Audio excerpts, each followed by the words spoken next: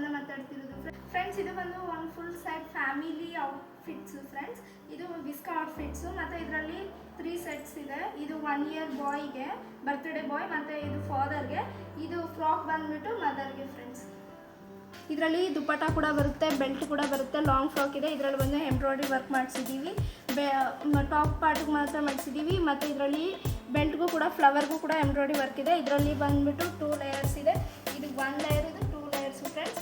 ಇದು ದುಪ್ಪಟ್ಟ ಕೂಡ ಫ್ರೀಲ್ಸ್ ಹಾಕ್ಸ್ಕೋಬೋದು ನೀವು, ಇಲ್ಲಾಂದರೆ ಫ್ರೀಯಾಗಿ ಕೂಡ ಬಿಡ್ಬೋದು. ತುಂಬ ಚೆನ್ನಾಗಿ ಕಾಣಿಸುತ್ತೆ ಫ್ರೆಂಡ್ಸ್, ಗ್ರ್ಯಾಂಡ್ ಲುಕ್ಕಾಗೂ ಕಾಣಿಸುತ್ತೆ